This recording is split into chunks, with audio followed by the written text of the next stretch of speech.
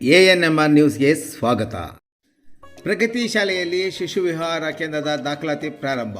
ಚಿಂತಾಮಣಿ ನಗರದ MG ರಸ್ತೆಯ ಆದರ್ಶ ಚಿತ್ರಮಂದಿರದ ಪಕ್ಕದಲ್ಲಿರುವ ನಗರದ ಪ್ರತಿಷ್ಠಿತ ವಿದ್ಯಾಸಂಸ್ಥೆಯಾದ ಪ್ರಗತಿ ಶಾಲೆಯಲ್ಲಿ ಇದೀಗ 4 ತಿಂಗಳ ಶಿಶು ವಿಹಾರ ಕೇಂದ್ರವನ್ನು ಪ್ರಾರಂಭ ಮಾಡಿದ್ದು, ದಾಖಲಾತಿಗಳನ್ನು 2024-25 ಸಾಲಿಗೆ ಡಿಸೆಂಬರ್ 26ರಿಂದ ಪ್ರಾರಂಭಿಸಲಾಗಿದೆ. 4 ತಿಂಗಳಲ್ಲಿ ಸದರಿ ಶಿಶು ವಿಹಾರದ ಕೇಂದ್ರದಲ್ಲಿ ಹೊಸ ಹಾಗೂ ಉತ್ಕೃಷ್ಟ ಶಿಕ್ಷಣ ಅನುಭವ, ಸಾಮಾಜಿಕ ಚಿತ್ರಕಲೆಯ ಅಭ್ಯಾಸ, ಹೊಸ ಸಾಧನೆಗಳ ಅನುಭವ, ಶಿಕ್ಷಣ ತಂತ್ರಾಂಶಗಳ ಮೂಲಕ ವಿದ್ಯಾರ್ಥಿಗಳನ್ನು ಸಾಕಷ್ಟು ಸಾಮರ್ಥ್ಯಶಾಲಿಗಳನ್ನಾಗಿ ಮಾಡಲು ಶಾಲೆಯ ಮುಖ್ಯಸ್ಥರು ಮತ್ತು ಶಿಕ್ಷಕರು ಸಹ ಕಾರ್ಯನಿರ್ವಹಿಸಲಿದ್ದಾರೆ. ಇನ್ನೇಕೆ ತಡೆ? LKG, UKG ಮತ್ತು 1ರಿಂದ 10ನೇ ತರಗತಿಗಳಿಗೆ ದಾಖಲಾತಿ ಪ್ರವೇಶದ ಅರ್ಜಿಗಳನ್ನು ಸ್ವೀಕರಿಸಲಾಗುತ್ತಿದೆ. ಕೂಡಲೇ ಸಂಪರ್ಕಿಸಿ. ಪ್ರಗತಿ ಶಾಲೆ, MG ರಸ್ತೆ, ಆದರ್ಶ ಚಿತ್ರಮಂದಿರದ ಬಳಿ, ಚಿಂತಾಮಣಿ.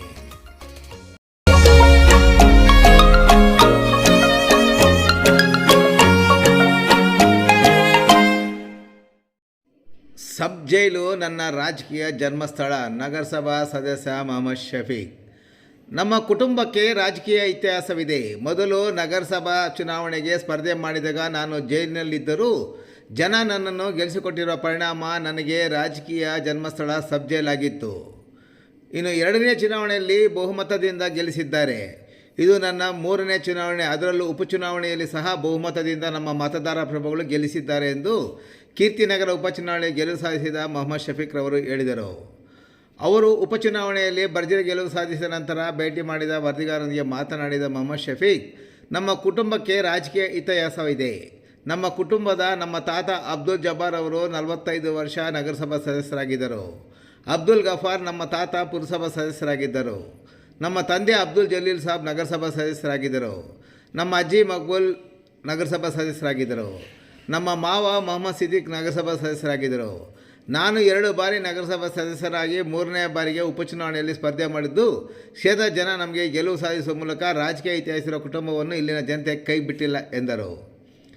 ಕ್ಷೇತ್ರದ ಮತದಾರರ ಜೊತೆಗೆ ವಿಶೇಷವಾಗಿ ನನ್ನ ಸ್ನೇಹಿತರು, ಹಿರಿಯರು ಮತ್ತು ಕಿರಿಯ ಮುಖಂಡರು, ನಗರಸಭಾ ಸದಸ್ಯರು, ರಾಜ್ಯದ ಉನ್ನತ ಶಿಕ್ಷಣ ಸಚಿವರಾದ ಡಾಕ್ಟರ್ MC ಸುಧಾಕರ್ ಅವರಿಗೆ ಧನ್ಯವಾದಗಳನ್ನು ತಿಳಿಸಿದ ಅವರು, ವಿಶೇಷವಾಗಿ ಸಚಿವರ ಅಣ್ಣರಾದ MC ಬಾಲಾಜಿರವರು ಸೇರಿದಂತೆ ತನ್ನ ಗೆಲುವಿಗೆ ಪರೋಕ್ಷ ಮತ್ತು ಪ್ರತ್ಯಕ್ಷವಾಗಿ ಸಹಕಾರ ನೀಡಿದವರಿಗೆ ಧನ್ಯವಾದ ಸಹ ತಿಳಿಸಿದರು. ಇನ್ನು ರಾಜಕೀಯದಲ್ಲಿ ಒತ್ತಡ, ಕುತಂತ್ರ ನಡೆಯುತ್ತೆ. ಆದರೆ ಅಬ್ದುಲ್ ಜಬ್ಬಾರ್ ಕುಟುಂಬಕ್ಕೆ ರಾಜಕೀಯವಾಗಿ ಎದುರಿಸಬೇಕಾದರೆ 100 ಸಾರಿ ವಿರೋಧ ಪಕ್ಷದ ಮುಖಂಡರು ಯೋಚನೆ ಮಾಡಬೇಕು ಎಂದರು. ನನ್ನ ಇಂದಿನ ಫಲಿತಾಂಶ ನನ್ನ ವಿರೋಧಗಳಿಗೆ ಇದೇ ಉತ್ತರ ಎಂದ ಮೊಹಮ್ಮದ್ ಶಫೀಕ್, ಸತ್ತಿರುವಂತಹ ಹಾವಿಗೆ ಮತ್ತೆ ಹೊಡೆಯುವುದು ಬೇಡ. ವಿರೋಧಿಗಳ ಬಗ್ಗೆ ಮಾತನಾಡಲಿಕ್ಕೆ ಹೋಗಲ್ಲ. ಅವರು ಅರ್ಥ ಮಾಡಿಕೊಳ್ಳಬೇಕು. ಮುಂದಿನ ಚುನಾವಣೆಯಲ್ಲಿ ಅವರು ಅರ್ಥ ಮಾಡಿಕೊಳ್ಳಬೇಕು. ಉಪಚುನಾವಣೆಯಲ್ಲಿ JDS ಪಕ್ಷಕ್ಕೆ ಡೆಪಾಸಿಟ್ ಸಿಕ್ಕಿಲ್ಲ ಎಂದರು. ಕೆಲವರು ನನಗೆ ನಾನಾ ರೀತಿಯ ತೊಂದರೆಗಳು ಕೊಟ್ಟರು. ನಾನು ನಗರಸಭಾ ಸದಸ್ಯನಾಗಿದ್ದು ನನ್ನ ನಡೆ ಅಭಿವೃದ್ಧಿ ಕಡೆ ಇರುವ ನಿಟ್ಟಿನಲ್ಲಿ ಕ್ಷೇತ್ರದ ಅಭಿವೃದ್ಧಿ ಹಿನ್ನೆಲೆಯಲ್ಲಿ ಡಾಕ್ಟರ್ MC ಸುಧಾಕರ್ ಬೆಂಬಲಕ್ಕೆ ನಿಂತಿದ್ದಕ್ಕೆ ನಗರಸಭಾ ಸದಸ್ಯ ಸ್ಥಾನವನ್ನು ಅಮಾನತು ಮಾಡಿದರು. DC ಮತ್ತು ಹೈಕೋರ್ಟ್ಗೆ ಹೋಗಿ ನನಗೆ ತೊಂದರೆ ಕೊಟ್ಟರು. ನಗರಸಭಾ ಸದಸ್ಯ ಸ್ಥಾನ ಹೋಗಲು ಜನಪರ ಸೇವೆ ಮಾಡುತ್ತಿದ್ದೆ. ನಾನು ನಾಮಪತ್ರ ಸಲ್ಲಿಸಿದಾಗ ಮತ್ತೆ ತೊಂದರೆ ಕೊಟ್ಟರು. ಸ್ಪರ್ಧೆಗೆ ಅಡ್ಡಿಪಡಿಸಿ ಕುತಂತ್ರ ನಡೆಸಿದರು. ಕಾನೂನು ಪ್ರಕಾರ 6 ವರ್ಷ ನಿಲ್ಲಬಾರದು ಎಂದು ಚುನಾವಣಾಧಿಕಾರಿ ಬಳಿ ವಾದ ಮಂಡಿಸಿದರು.